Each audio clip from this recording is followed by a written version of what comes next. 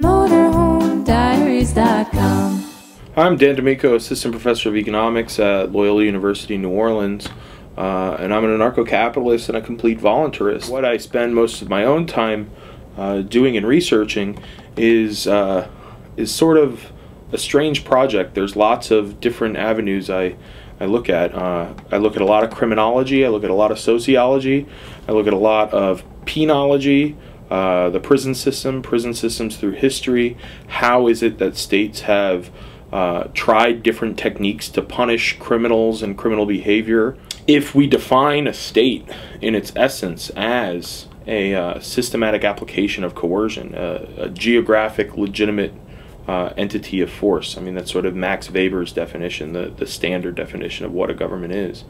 At the end of the day, you realize that all state functions are backed up by some legitimate or perceived legitimate use of force. And if you ask yourself, well, what is the technological capacity on that use of force? What allows the state that significant comparative advantage in applying force? I think that you have to confront what technologies are actually being used.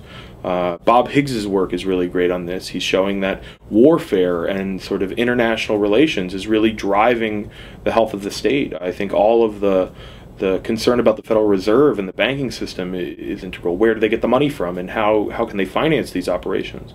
But at the domestic level, what sort of faces and makes difficult the day-to-day lives of our individual citizens within this country, I think, is the criminal justice system. We incarcerate more people in this country than any other country around the world and throughout history.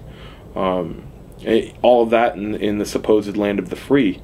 I don't think it's a coincidence that the two largest examples of social engineering, Nazi fascism on the one hand and Soviet Union communism on the other hand, also had the largest up until now experiments in mass incarceration. The Gulag in Soviet Russia and the concentration camps in Nazi Germany. To implement that much control over individual people's lives, it gets to a point where essentially you have to control all facets of their lives, which in and of itself is prison. Thus far, I've researched how sort of a basic structure of paralleling Coase's lighthouse research. So Coase says lighthouses are this typical example of a public good that we presume that the government has to provide them because of the nature of their provision.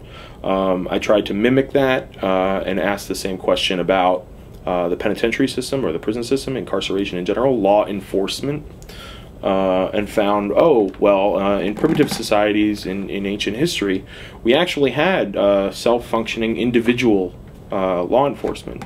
People actually sort of took one another as incarcerated indentured servants in order to enforce contracts, in order to be the last sort of threat of force to enforce mutual cooperation. What those sort of systems did is they naturally led to punishment systems that were mostly restitution based.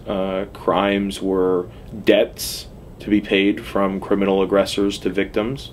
It also aligned the interests and incentives of the ordinary people to participate in the justice system, to call out criminals when they aggress against people's rights, to seek out criminals and bring them to justice and make sure that those debts were in fact repaid. It's sort of an eyes on the street incentive structure. Lots of these things, even though they don't necessarily scale up to a large complex society in modern times, the incentives exposed are clearly absent from contemporary provision of criminal justice. We don't have a system which rewards people for participating in the criminal justice process, that has built-in constraints on prosecuting innocent people, that has effective built-in constraints for promoting bringing to justice when people are sort of ill-equipped to do it themselves. Most of the people who are talking about economics and crime are talking about these police side issues. And I'm talking about, okay, well, once someone already does something, how can and should society and individuals treat and react to them? Sort of arbitraging between these very like age-old questions of rehabilitation versus retribution. I'm sort of like none of the above. I think individuals should decide these things far more than these large state entities. At some level, it's a sheer dilemma of entrepreneurship and creative discovery. By centralizing this process, by making it a state function, there's no one like you or I with a creative imagination can come in and say, couldn't this work better? We have all these countries doing sort of like this bizarre array of state responses. Every country is a little bit different, so they're not perfectly compatible.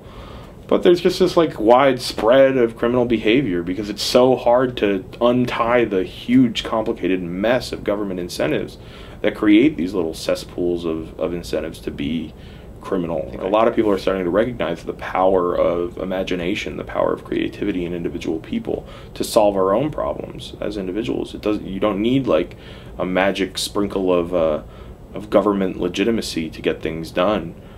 It's the power of markets and freedom that really provides wealth, stability, and social order in society.